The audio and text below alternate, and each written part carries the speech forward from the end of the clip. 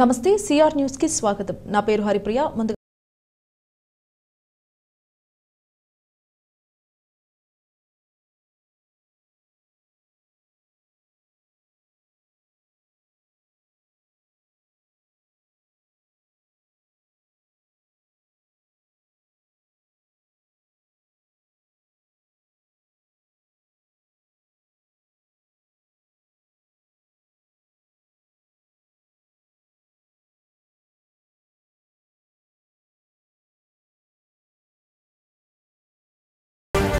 గతంలో టీడీపీ ప్రభుత్వం అధికారంలో ఉన్నప్పుడు గూడూరు నియోజకవర్గంలో జరిగిన అభివృద్ధి తప్ప గత వైసీపీ ప్రభుత్వంలో ఎటువంటి అభివృద్ధి జరగలేదని, వైసీపీ టీడీపీ పాలనను ప్రజలు గమనించి అర్థం చేసుకోవాలని గూడూరు నియోజకవర్గ ఎమ్మెల్యే పాషం సునీల్ కుమార్ వెల్లడించారు.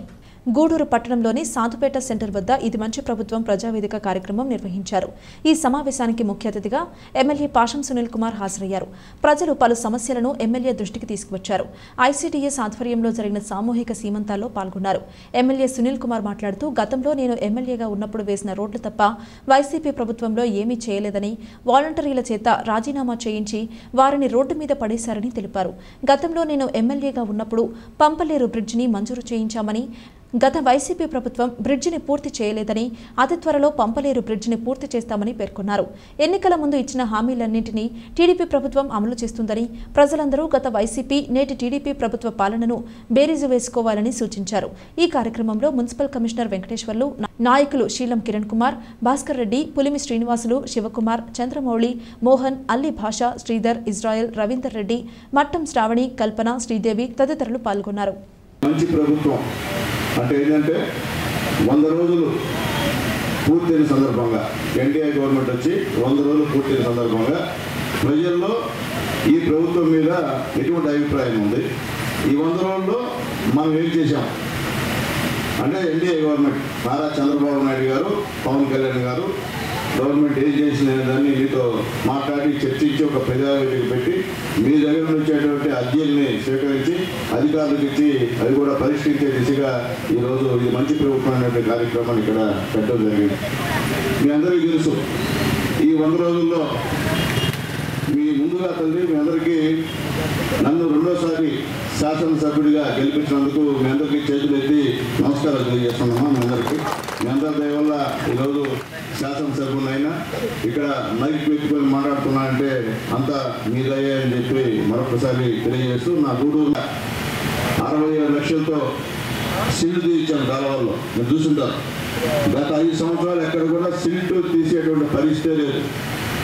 మీరు చూసారు లేదు, మీ ఇళ్ళ ముందు కూడా కాలువ శుభ్రం చేసే పరిస్థితి లేదు. మీ ఇళ్ళ ముందు లైట్లు కూడా వేసి దిక్కుమొక్కు లేదు. మేము గెలిచిన తర్వాత మొత్తం 67 లక్షలతో గూడూరు పట్టణంలో మొత్తం సిల్లు తీసే కార్యక్రమాన్ని ప్రవేశపెట్టామని చెప్పి నేను తెలియజేస్తుంటున్నారు. అట్లాగైతే మేము గెలిచిన తర్వాత ఈ 100 రోజుల్లో ఆర్ఎంబి రోడ్లు, పాడేం రోడ్లు అన్నీ కూడా 3,85,00,000 రూపాయలు శాంక్షన్ చేసి తీసుకొచ్చామని చెప్పి కూడా మీకు తెలియజేస్తున్నాం. ఈ చెన్నూరు రోడ్డు మొత్తం దారుణమైన పరిస్థితి, తిప్పారపాడు దాకా అవన్నీ కూడా రోడ్లు శాంక్షన్ తీసుకొచ్చాయని చెప్పి కూడా నేను తెలియజేస్తున్నాను. అట్లాగే ఈ 100 రోజుల్లో ఇప్పుడే హౌసింగ్ ఏఐ గారు మీకు చెప్పారు, గతంలో వాళ్ళు ఇల్లు ఇచ్చారు. ఎంత గద్దెలు ఇచ్చారు?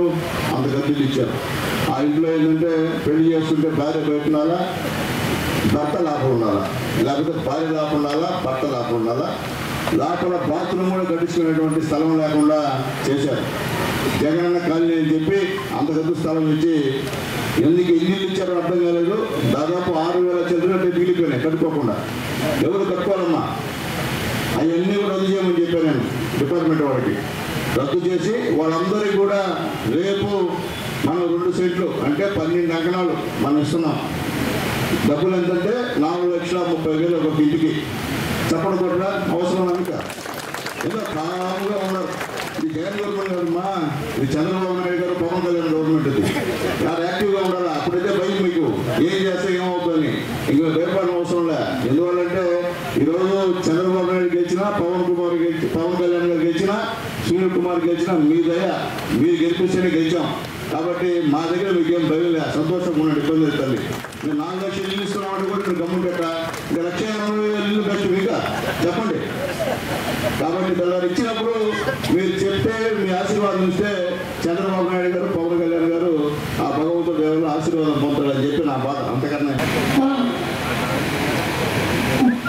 ముఖ్యమంత్రి నారా చంద్రబాబు నాయుడు గారు ప్రచార కార్యక్రమంలో 3,000 రూపాయల పెన్షన్ని 4,000 చేస్తానని చెప్పడం జరిగింది. అదేవిధంగా ఆయన ప్రమాణం చేసేటప్పుడు 3,000 కూడా కలిపి మొత్తం మా ప్రభుత్వం వస్తాను 7,000 రూపాయలు ఇస్తున్నట్టు నేను చెప్పడం జరిగింది. అదేవిధంగా ఆయన 2వ సందర్భంగా 7,000 రూపాయలు పెన్షన్ ఇవ్వడం జరిగింది. గతంలో ఎన్టీఆర్ మహావతి మనం నిర్మించినప్పుడు జగన్మోహన్ రెడ్డి గారి ప్రభుత్వం వచ్చిన తర్వాత వాళ్ళకి గుళ్ళు కూడా ఇవ్వకుండా జరిగింది. కానీ ఇప్పుడు ఆయన జగన్మోహన్ రెడ్డి గారికి 1,80,000 రూపాయలు ఇచ్చి 6 సెంట్లు బాత్రూమ్ కట్టుకోవడం ఇళ్ళ ద్వారా మన చంద్రబాబు నాయుడు గారు మార్చి దాకా నిర్మించుకోండి, నేను వారికి గుళ్ళు ఇస్తానంటే ఇంతకన్నా మంచి ప్రభుత్వం ఏముందని.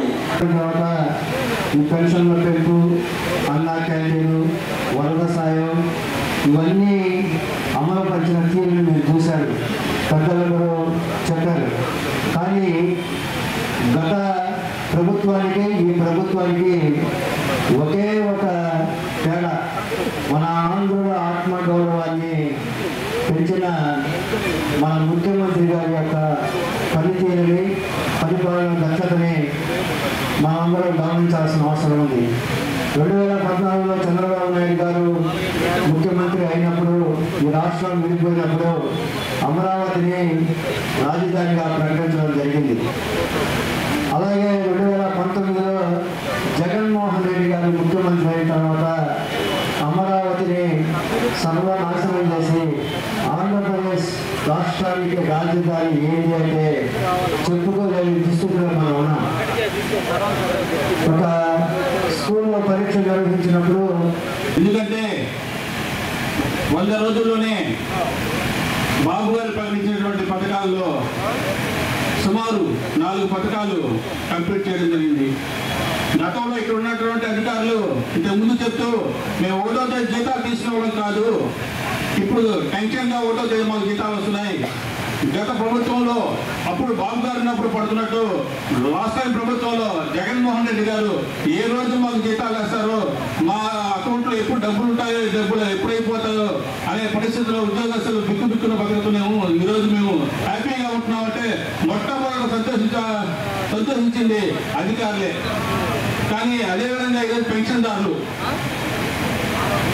500 నుంచి 1000 చేసింది బాబు గారు, 1000 నుంచి 2000 చేసింది బాబు గారు, 2000 నుంచి 3000 5 సంవత్సరాలు విడతల వారీగా సంవత్సరానికి ఏదో 250 పెంచుకుంటూ 3000 చేస్తే, నేను రాగానే మీకు 4000 ఇస్తానని మొట్టమొదటి నెలలోనే నేను చెప్పిన రోజు నుంచే ఇస్తానని చెప్పి ఆ 3000 కలుపుకుంటూ మీకు మొదటి నెల నుంచి 7000 ఇస్తూ ప్రతి నెల 4000 మీకు ఇస్తూ వికలాంగులకు 6000 ఇస్తూ, అప్పుడు వికలాంగులకు కూడా 4000 ఉండేది, 2000 ఉండేది.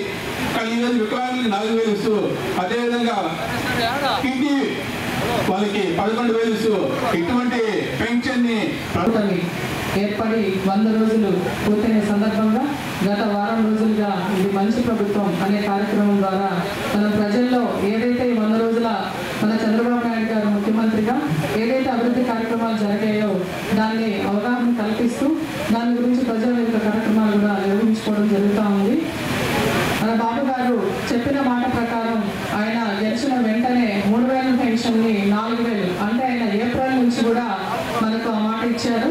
ఆ బకాయిలతో కలుపుకొని ఏప్రిల్, మే, జూన్తో కలిపి ఆ 3,000, జూలై నెల 4,000 కలిపి జూలై నెల 7,000 రూపాయలు ప్రతి ఇంటికి కూడా ఉదయాన్నే అందరికీ కూడా అందజేయడం జరిగింది.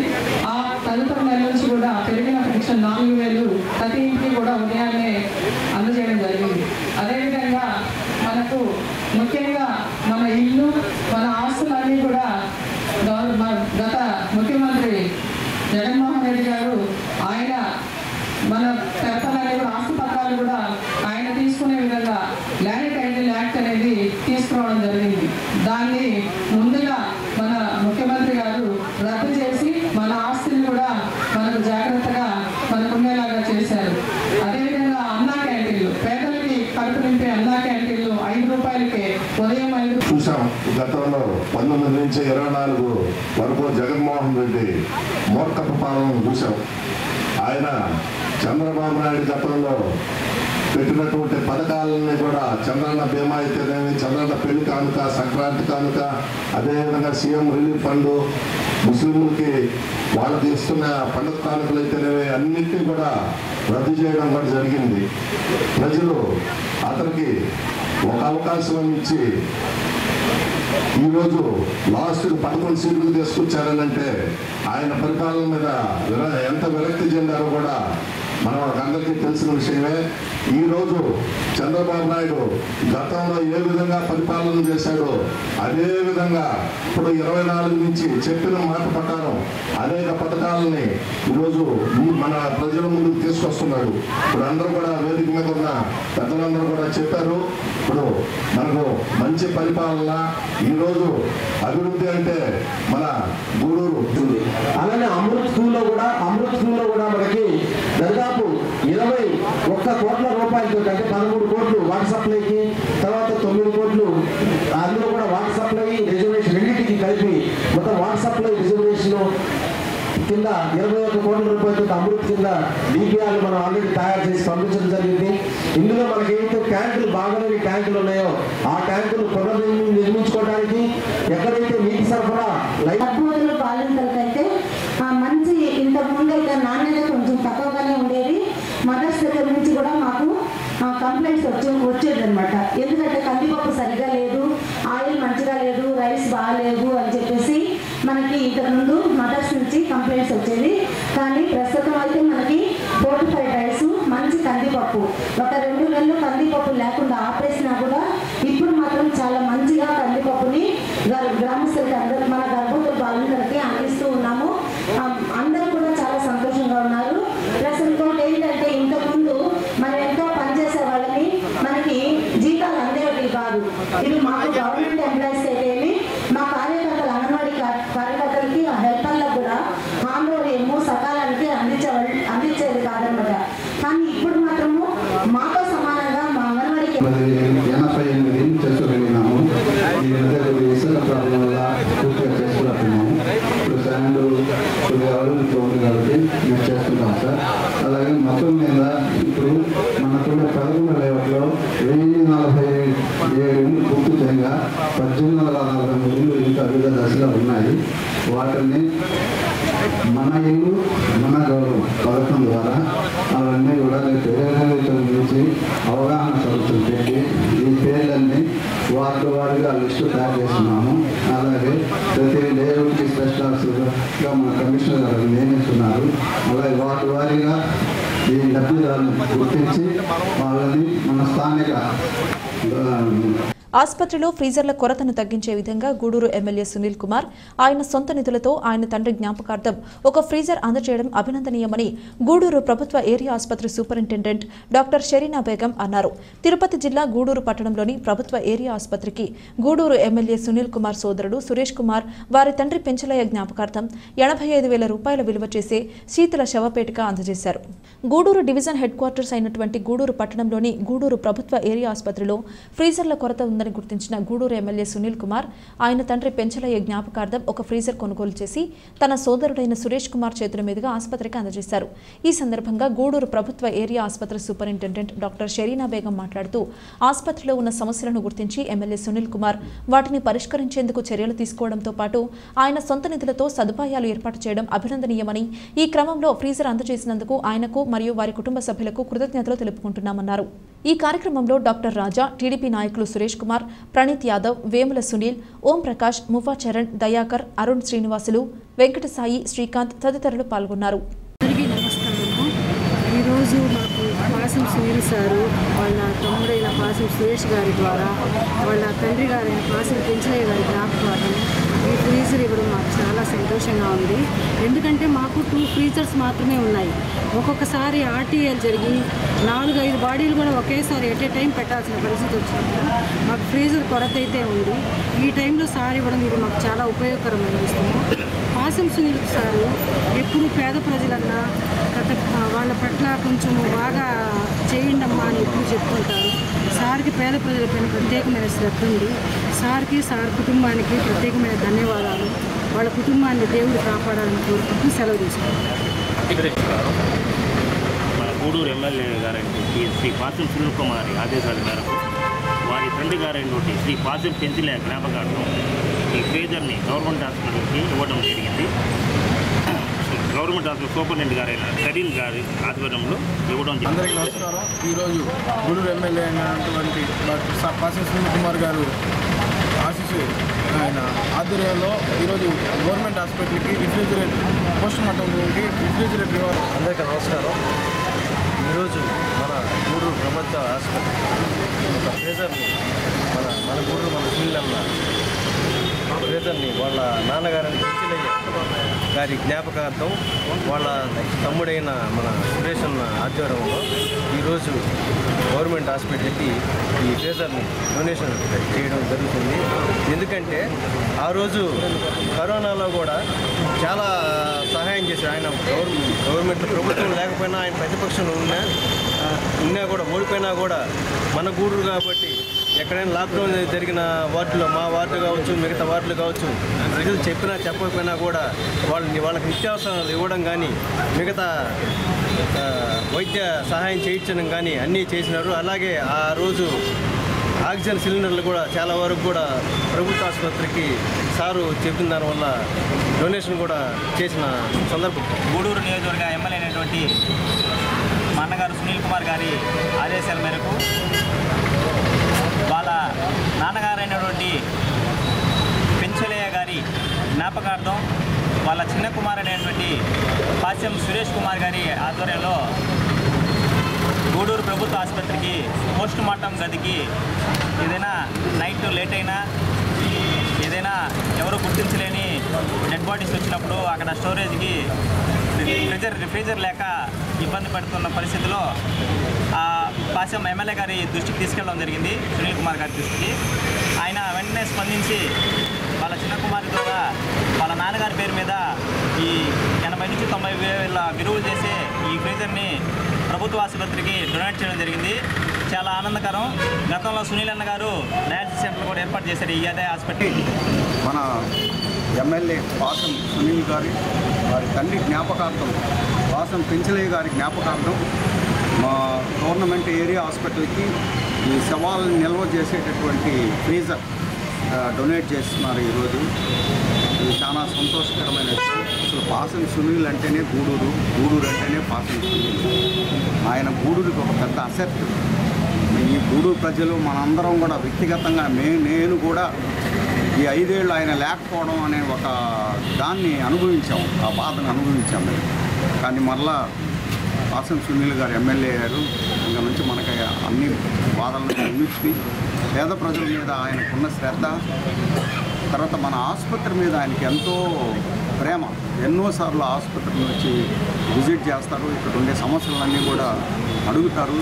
తన సొంత ప్రజలు ఇబ్బంది పడకూడదు, ఇది మన హాస్పిటల్, దీన్ని మనమే. కూటమి ప్రభుత్వం ఏర్పడిన తర్వాత గ్రామ పంచాయతీలను స్వర్ణాంధ్ర పంచాయతీలుగా అభివృద్ధి చేయాలని, దానిని దృష్టిలో పెట్టుకుని రాష్ట్ర పంచాయతీరాజ్ శాఖ మంత్రి కొణిదెల పవన్ కళ్యాణ్ ప్రతిష్టాత్మకంగా చేపట్టిన గ్రామసభ కార్యక్రమం వాకాడు మండల పరిధిలోని నెల్లిపూడి, జువ్వినట్టు, మూలపడవ, కొండాపురం, కొండూరు, బాలరెడ్డిపాలెం, జమీన్ కొత్తపాలెం, తిరుమూరు, రావిగుంటపాలెం పంచాయతీలలో పంచాయతీ కార్యదర్శుల మరియు మండల అధికారుల సమక్షంలో గ్రామ సభలు నిర్వహించారు. ఈ సభలకు గ్రామస్తులు పెద్ద ఎత్తున పాల్గొని గ్రామంలో సమస్యలపై అధికారులకు తెలియజేశారు. ఈ సందర్భంగా మహాత్మాగాంధీ ఉపాధి హామీ పథకం ద్వారా కొత్తగా నమోదు చేసిన పనులను పంచాయతీ ప్రజలకు తెలియజేశారు. ఈ అవకాశాన్ని ప్రతి ఒక్కరూ సద్వినియోగం చేసుకోవాలని కోరారు.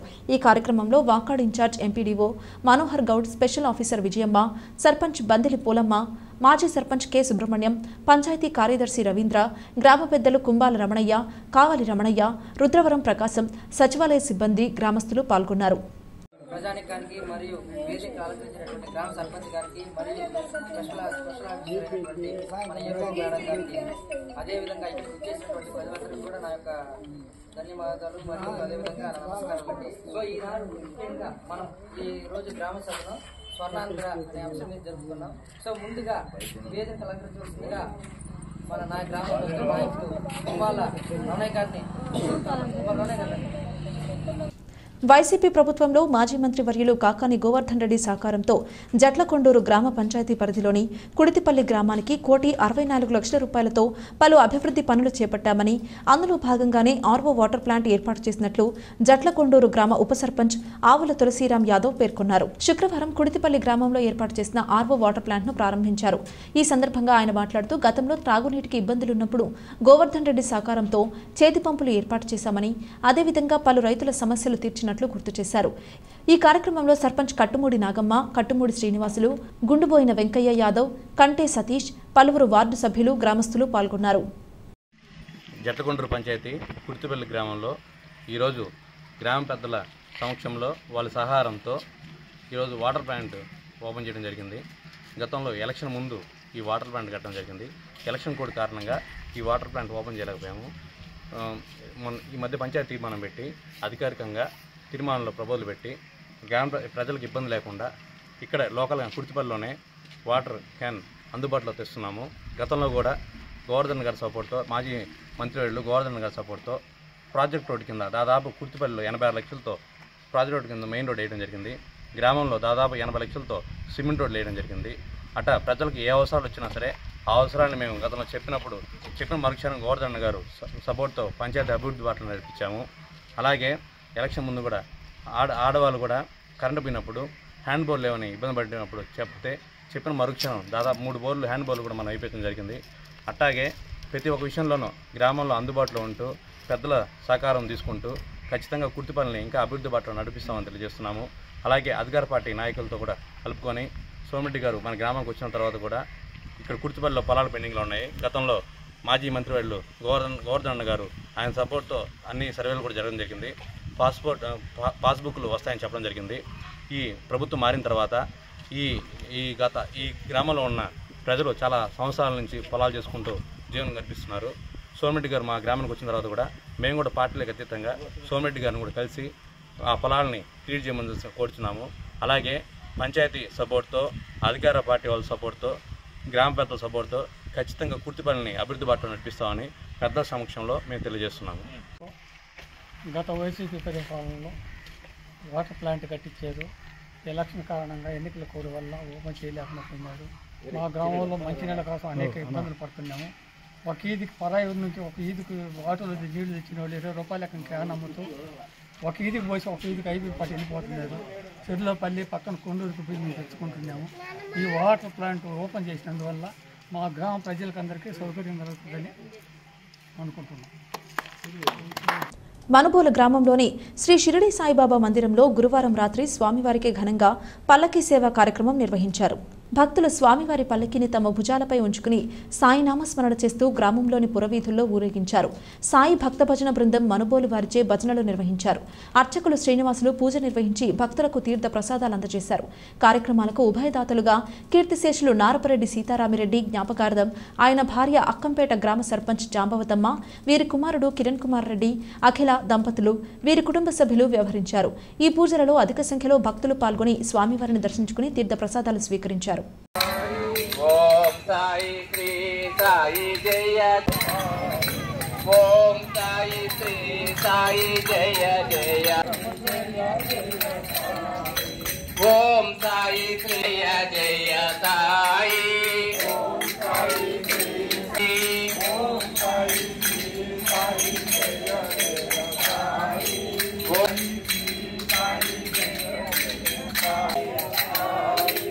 ఓం సాయి శ్రీ ప్రియ సాంగత్యమో మనోవాంఛనీక్షే బృంద, సాయి శ్రీ సాయి జయ జయ సాయి,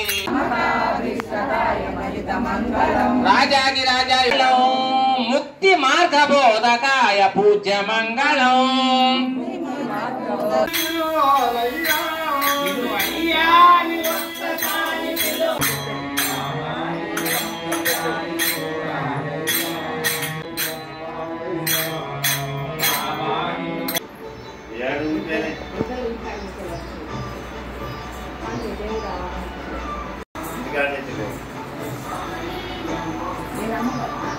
వీళ్ళు బయట తీసుకుపోయి సదా ఇద్దరు చేస్తారు.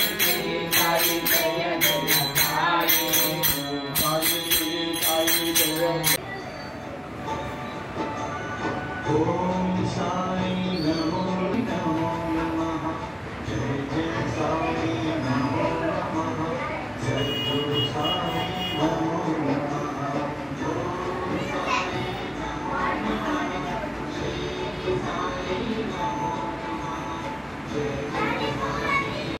వార్తలు ముగించే